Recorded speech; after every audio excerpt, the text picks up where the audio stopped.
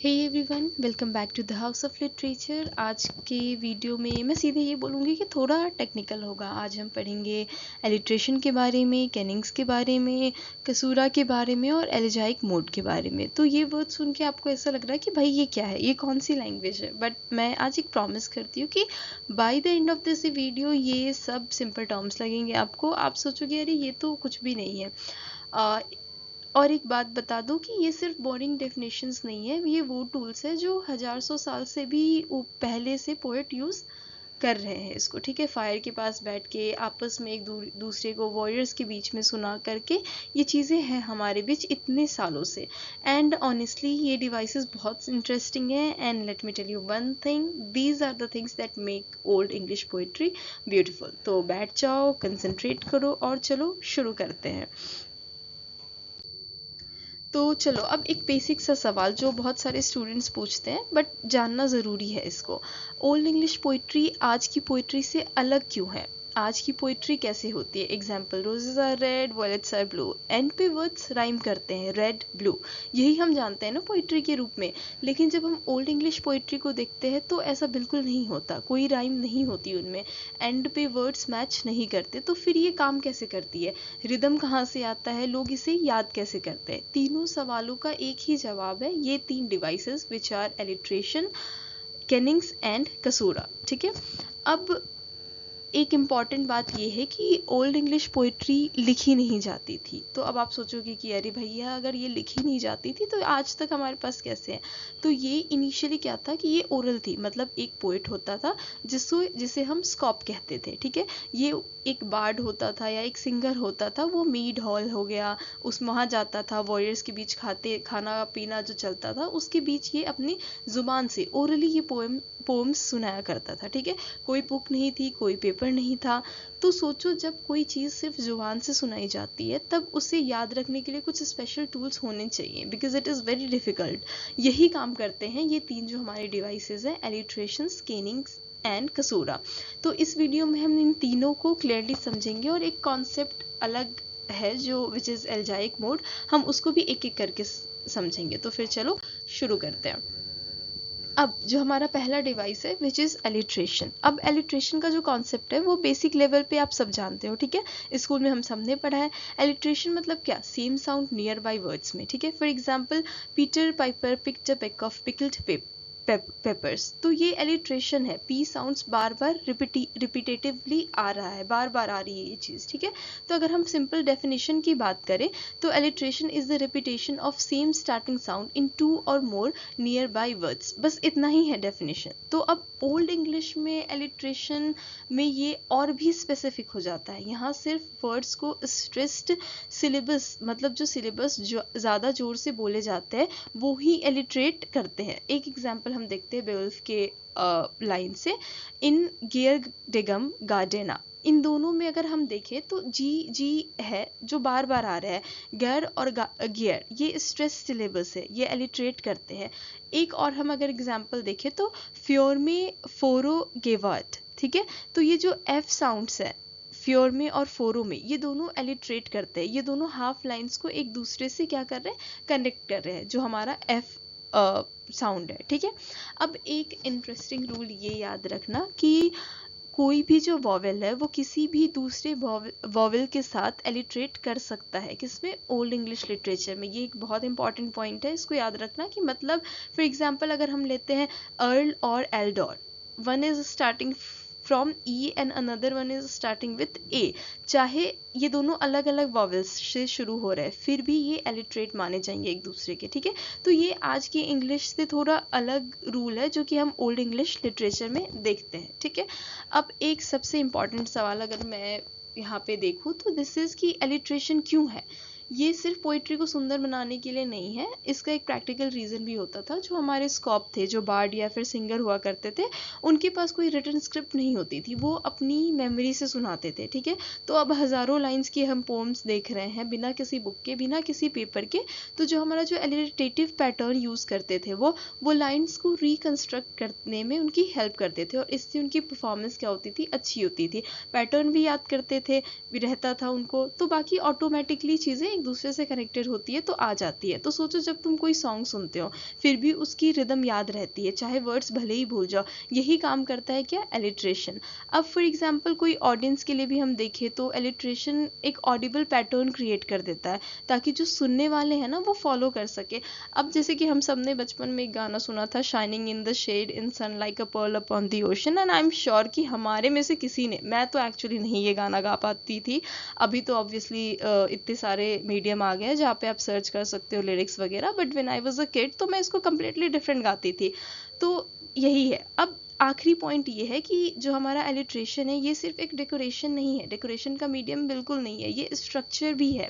जो हमारे letter poetry में हम देखते हैं कि एक रिदम होता था, पोइट्री को एक फॉर्म देती है, लेकिन when it comes to old English rhythm है ही नहीं, वहाँ पे एलिट्रेशन वही काम करता है। तो अगर इन शॉर्ट हम देखें तो alliteration is equal to old English की पोइट्री का रिदम। ठीक है, तो बस ये याद रख लो। अब हमारा अब आता है कैनिंग्स, और ये मेरा पर्सनल फेवरेट है। एक बार समझ लोगे तो कभी नहीं भूलोगे। ठीक है, अब हम डेफिनेशन देखते हैं, which is very simple. A kenning is when you combine two words to describe something instead of using its simple direct name. मतलब एक चीज़ को उसके नॉर्मल नाम से मत बोलो, दो वर्ड्स मिला करके बोल दो, एक नया पोएटिक या फिर एक नया पोएटिक फ्रेज बना दो, दैट इज कैनिंग्स। एक रियल लाइफ एग्जाम्पल से हम शुरू करते हैं। अगर मैं तुमसे पूछूं कि भाई रोड पे वो क्या चीज़ है जिसमें लोग बैठ के जाते हैं, जो स्पीड से चलती है, पेट्रोल यूज़ करती है, तो तुम ऑब्वियसली बोलोगे कार।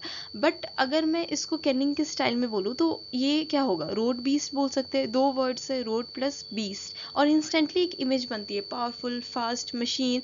यही कैनिंग्स है, सिंपल चीज़ को पोएटिक और विविड एक्सप्रेशन में दिखाना। अब बेवुल्फ की एक्चुअल कैनिंग्स हम देखते हैं वन बाय वन।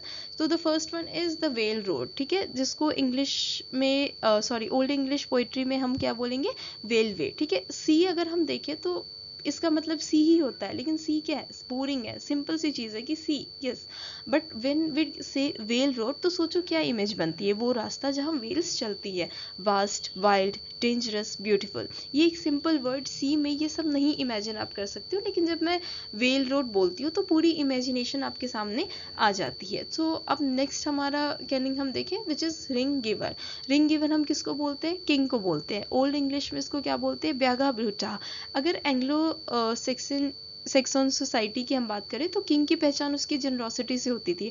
वो अपने वॉरियर्स को रिंग देते थे, किसके बदले, लॉयल्टी के बदले। तो king is equal to ring giver, वो इंसान जो रिंग्स देते हैं। ठीक है, ये सिर्फ एक क्रिएटिव वर्ड नहीं है, ये एंग्लो सेक्सन कल्चर का एक ट्रुथ है जो कि कैनिंग में कॉम्प्रेस्ड है, कैनिंग उसको रिप्रेजेंट करती है। ठीक है, अब नेक्स्ट हम देखते हैं, वो है wordhord. This is my personal favourite. Language को एक ट्रेजर की तरह देखना चाहिए, किसी भी इंसान के अंदर वो स्टोर होती है। तो अगर मैं तुमसे बोलूँ कि तुम अपना वर्डहुड शो करो, इसका ये मतलब है कि ये तुम्हारा खजाना है, तुम्हारे जो दिमाग में, जो मेमोरी में जो वर्ड स्टोर्ड है, दैट इज योर वर्डहुड। ठीक है, अब है हमारा sky candle, that is the सन।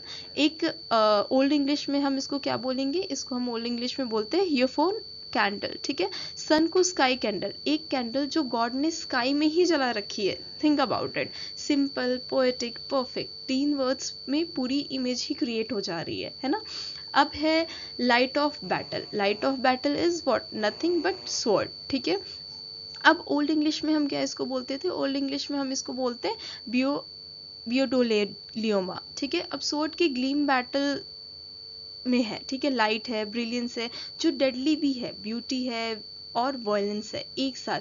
यही ओल्ड इंग्लिश पोइट्री की स्पेशलिटी है।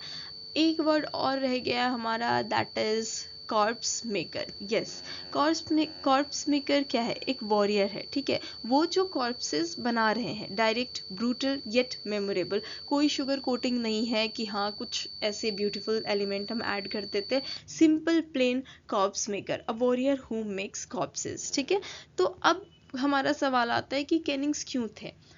रियल रीज़न, जब स्कोप परफॉर्म करते थे तो वो हर बार नए फ्रेजेस नहीं सोचते थे। कैनिंग्स रेडीमेड फ्रेजेस आते जो कि वो अपने मेमोरी में स्टोर करता था और परफॉर्मेंस के टाइम पुल करता था। ये एग्जैक्टली वही है जो आज हम एडम्स के साथ करते हैं।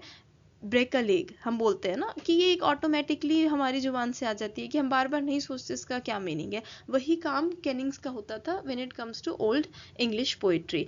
स्कॉलर वॉल्टर ऑंग ने इसका नाम दिया था ओरल फॉर्मुलोइक कंपोजिशन। ठीक है, तो ये ओरल पोएट्स रेडीमेड फ्रेजेस हुआ करते थे जिसको कंस्ट्रक्शन में, ओरिजिनल कंस्ट्रक्शंस में लेकर के स्कॉप जो होते थे वो यूज़ किया करते थे। अब एग्जाम के लिए ये दो जो कैनिंग्स है वो प्लीज़ याद रख लेना। Whale road which is sea, ring giver which is king. ये बहुत इंपॉर्टेंट है, डायरेक्ट क्वेश्चंस आते हैं यहाँ से, please do not forget. Now let's move to the next slide. जो हमारा तीसरा है वो है क्या है, कसूरा। ठीक है, अब नाम सुन के थोड़ा इंटिमिडेटिंग लगता होगा, बट कसूरा बहुत सिंपल सा कॉन्सेप्ट है। एक लाइन में एक पॉज, बस इतना ही तुम याद रखो कि एक लाइन में एक पॉज, दैट इज योर कसूरा। ठीक है, इसकी अगर हम डेफिनेशन की बात करें तो a caesura is a natural pause that divides a line of old English poetry in two halves. ठीक है, एक एग्जाम्पल हम देखते हैं बेवुल्फ की लाइन से, ग्रेंडल गोंगन गोट्स यर बेयर। इसका ट्रांसलेशन अगर हम देखें तो ग्रेंडल वॉक्ड बियरिंग गॉड्स एंगर। तो वो जो मार्क है ना, जो ग्रेंडल वॉक्ड फिर पॉज आता है, यहाँ एक पॉज है। ठीक है, यहाँ पोएट रुका, यहाँ एक ब्रीद ली और फिर आगे बढ़ा, बियरिंग गॉड्स एंगर। तो ये ओरल जो रिसाइट करते थे ना, जो हमारे स्कॉप थे, उनके लिए ये बहुत हेल्पफुल हो जाती थी। यही चीज़ क्या है, कसूरा है। अब ये एग्जिस्ट क्यों करती है, अब ऑब्वियसली क्योंकि हमारी जो ओल्ड इंग्लिश पोइट्री थी वो ओरल थी, स्कॉप फॉर्म करता था किससे, जुबान से, फायर के पास। अब मान लो कि 3182 लाइन की पोएम मैं सुनाऊं, बीच बीच में मैं ब्रीथ करना पड़े, तो obviously I need something which is some tool which is beautiful and poetic. तो कसूरा एग्जिस्ट इसीलिए करता है कि ये तुम्हारा ऑफिशियल ब्रीथ पॉइंट है। ठीक है, ब्रीदिंग पॉइंट है। हर लाइन में एक गारंटीड पॉज आता है जहाँ स्कोप जो है हमारा वो ब्रीथ लेता है, और ऑडियंस भी मेंटली इस चीज़ को ऑब्जॉर्व कर लेते हैं सुनने के टर्म्स में। अब इसका अगर मैं मॉडर्न एग्जांपल से तुम्हें समझाऊं, तो जब कोई बहुत स्पीच दे रहा हो, वो बीच बीच में रुके बिना नहीं बोलता। फॉर एग्जांपल अगर मान लो मुझे स्पीच देने को बोले, तो हाउ विल आई से, I have a dream that one day I'll become something.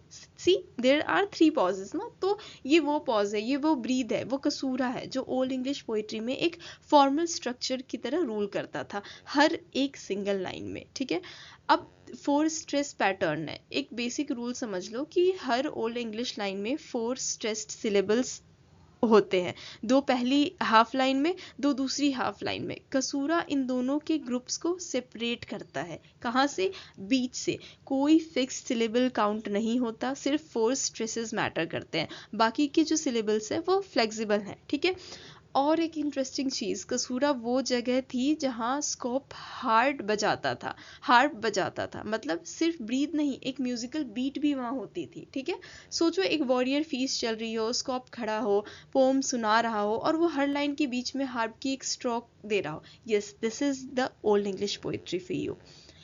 अब हम जब 3 डिवाइसेस कवर कर, अब हमारा जो नेक्स्ट कॉन्सेप्ट है वो है एलेजाइक मोड। तो पहले एक बेसिक वर्ड समझो, एलेजी का क्या मतलब होता है। Elegy is equal to mourning pome.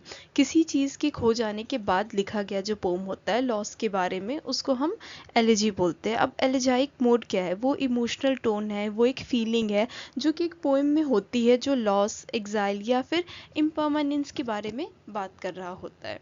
अब सोचो एंग्लो सेक्सन लाइफ कैसी थी, शॉर्ट लाइफ्स थी, हार्श विंटर्स थे, कांस्टेंट वॉर्स थी, डिजीजेस थी। आज के जो वॉरियर कल नहीं हो सकते थे, ये लोग कोल्ड विंटर्स, डिजीजेस, वॉर और वायलेंस को फेस करते थे। छोटी ज़िंदगी होती थी। ऐसी दुनिया में जो पोइट्री का टोन होता था वो खुशी और सेलिब्रेशन का नहीं लग रहा होगा। ऑब्वियसली होता था, एक सर्टेन चीज़ें होती थी, बट उसके साथ साथ लॉस, एग्जाइल या इम्परमानेंस जो फीलिंग होती थी, ये हमेशा ही ओल्ड इंग्लिश पोइट्री में रहती है, और इसी को एल्जाइक मोड कहते हैं।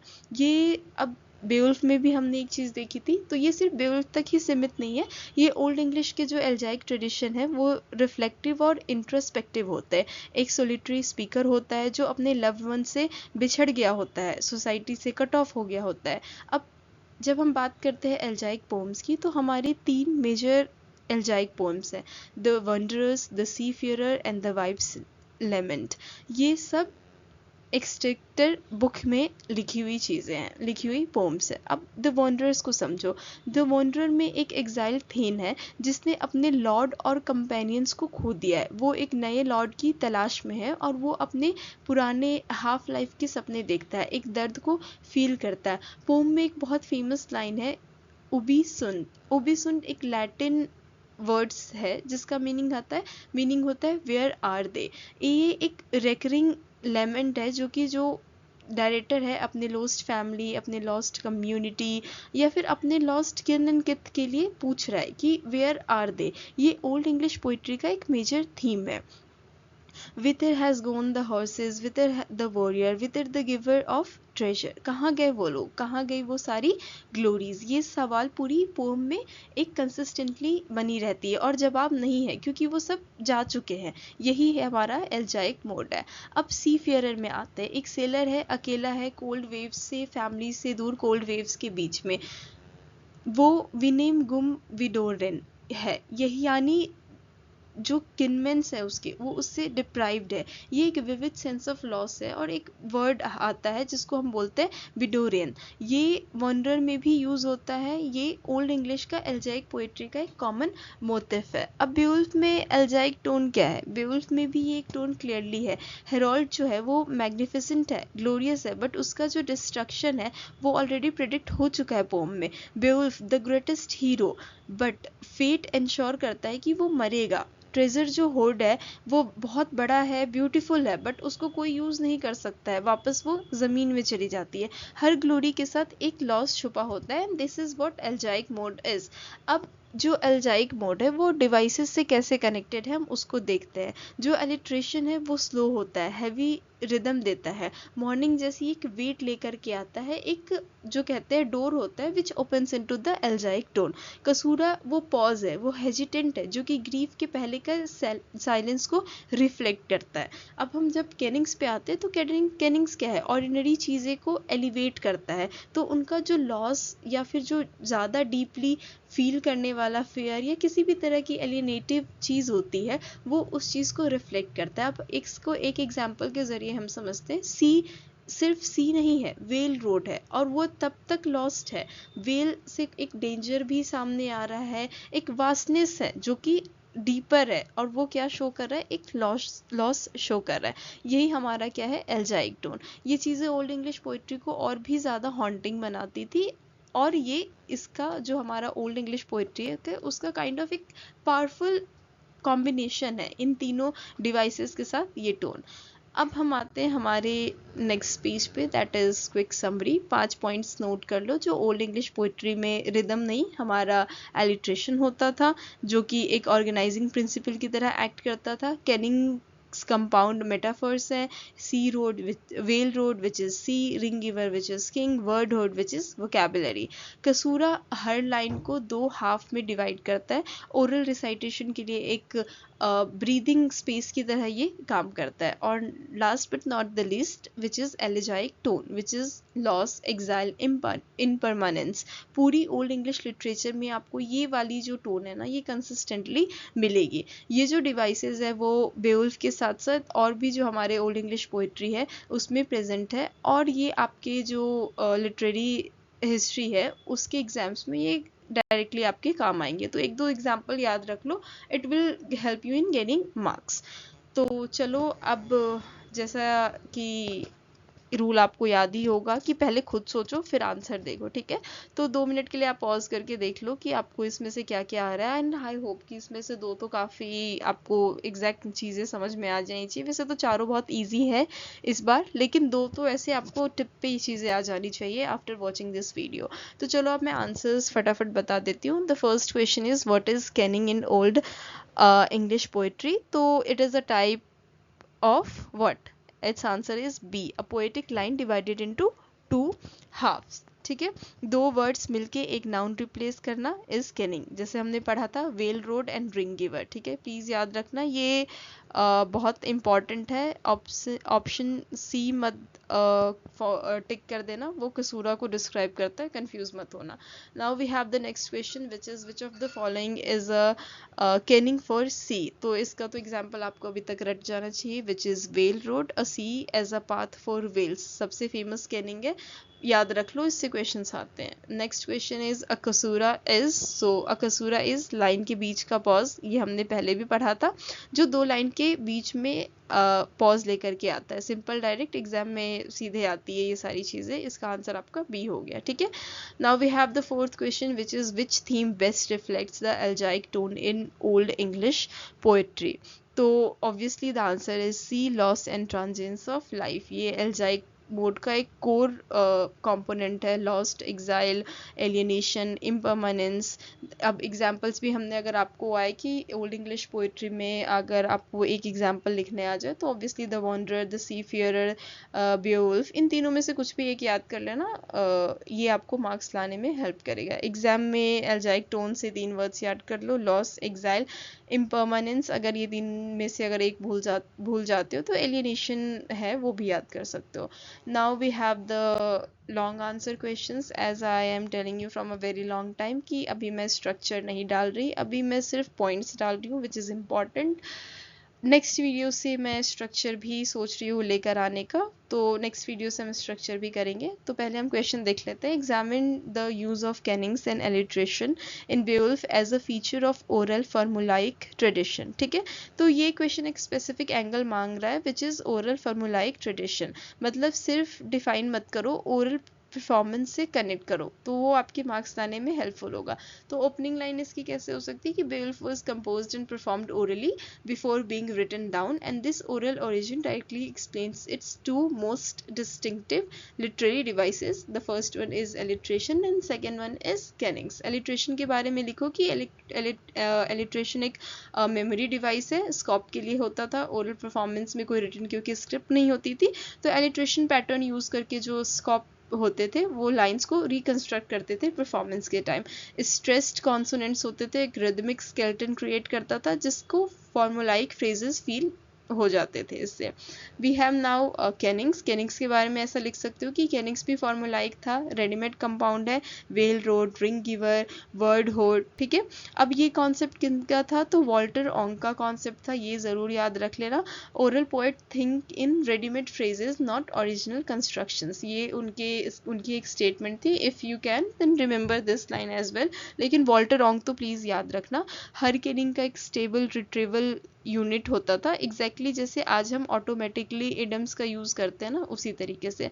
अब इसको क्लोजिंग लाइन में कैसे लिख सकते हो, इन दोनों डिवाइसेस को कनेक्ट करके कि old English These devices demonstrate the Old English is not primitive but a sophisticated system evolved for memory, performance and communal meaning making। ठीक है, ये लास्ट लाइन एग्जामिनर को बहुत पसंद आने वाला है, तो if you can use it और नोट इट डाउन। अब हम सेकेंड क्वेश्चन की तरफ आते हैं। Which is Old English poetry is characterized by an elegiac tone discussed with reference to specific poems and poetic devices। ठीक है, तो this is especially crucial for the BA MA students और UPSC aspirants. ये question specific poem मांग रहा है। ठीक है, सिर्फ बेवुल्फ नहीं चलेगा, मल्टीपल पोएम्स आप साइट कर सकते हो। तो अभी हमने द वॉन्डरर भी देखा था, उसके बाद हमने 2 और पोएम्स देखे थे। तो आप इन तीनों चारों में से किसी 2 को भी साइट कर दोगे, it will be more than enough. तो सबसे पहले तो एल्जाइक टोन का आप मूड बैठाओगे कि कैसा था, लॉस था, एग्जाइल था, इम्परमानेंस था। तो काइंड ऑफ डेफिनेशन ऐड करोगे और उसको आप ऐड करते जाओगे पोइट्रीज के साथ। बेवुल्फ के साथ ऐड कर सकते हो, वॉन्डरर के साथ ऐड कर सकते हो, सी फियरर के साथ ऐड कर सकते हो, या फिर द वाइफ्स लेमेंट के साथ ऐड कर सकते हो। ठीक है, तो अब वेंडरर को आप कैसे साइट कर सकते हो, एग्जाइल थेन है, उसके लॉर्ड और कंपेनियंस ने वो खो दिया है। एक चीज़ बहुत अच्छे से याद रखना, ओबिसुंट फार्मूला। तो और उनकी काफ़ी अच्छी लाइन है, whither has gone the horses whither the warrior. तो ये चीज़ 2 चीज़ आप अगर याद रख लोगे तो ये आपका हॉलमार्क हो जाएगा। ठीक है, एग्जाम में। अब बेवुल्फ को भी आप साइड कर सकते हो। ह्यूरॉट के जो ग्लोरियस डेज है वो कैसे डिस्ट्रक्शन में ट्रांसफॉर्म हो जाता है। बेवुल्फ जो कि एक सुप्रीम हमारा हीरो है, उसका भी एक फेट है जो कि इंश्योर करता है कि उसकी डेथ होगी ही। ठीक है, ट्रेजर है हमारे पास, बट वो ट्रेजर क्या है, अर्थ के पास अनयूज्ड रिटर्न हो जा रहा है। हर विक्ट्री के साथ एक कॉस्ट आती है, किसी की भी प्योरली ट्रम्प में कोई नहीं जे रहा। ठीक है, तो इस तरह से आप एल्जाइक टोन को यूज कर सकते हो। डिवाइसेस भी एक्सप्लेन कर सकते हो जो कि कैसे कनेक्ट करता है, एलिट्रेशन कैसे स्लो और हैवी मॉर्निंग जैसी वेट लेकर के आता है, कसूरा हेजिटेशन ग्रीफ के पहले की जो शांति होती है, एक लॉस की बाद पहले की जो शांति या बाद की जो शांति होती है वो लेकर आता है। केनिंग्स है कैसी ऑर्डिनरी चीज़ों को वो एलिवेट करता है ताकि जो लॉस हो, जो फील हो लॉस का, वो डीपर हो। ठीक है, तो अब क्लोजिंग लाइन भी आप इसको कंबाइन करके इस तरीके से लिख सकते हो। ठीक है, अब हाँ जी, तो that's a wrap. You can now speak the language of Anglo Saxon scop. Seriously alliteration, kennings, caesura, elegiac mode, ये सब आपको अब पता चल गया। इन सब के आई थिंक आपको डेफिनेशंस पता है, एग्जाम्पल्स भी पता होने चाहिए, और सिर्फ वाई नहीं, ये भी सिर्फ डेफिनेशन से नहीं, आपको ये भी पता है कि ये क्यों एग्जिस्ट कर रहा है, आपको वाइज भी पता है। सो ये एक डिफरेंस इस वीडियो का बनाने का, ये डिफरेंस बनाने का एक मकसद था जो कि होपफुली पूरा हो गया हो। तो हमारा अगला वीडियो हम लेकर के आएंगे the Anglo Saxon world historical and cultural context. हम समझेंगे कि एंग्लो सैक्सन सोसाइटी है एक्चुअली कैसी थी, ताकि बेवुल्फ और ये पूरी जो ओल्ड इंग्लिश पोइट्री है ना, वो आप और डीपर वे में समझ पाओ। तो बिफोर यू गो, अगर आपको ये वीडियो हेल्पफुल लगी हो या फिर आप किसी ऐसे को जानते हैं जिनको ये वीडियो हेल्प कर सकती है, तो प्लीज़ उनके साथ ये चीज़ शेयर करो, लाइक करो, सब्सक्राइब करो, कमेंट करो, बेल आइकन पे प्रेस करो, और हमारा टेलीग्राम चैनल ज्वाइन करो। टिल देन हम मिलते हैं नेक्स्ट वीडियो में। Till then take care everyone, bye bye.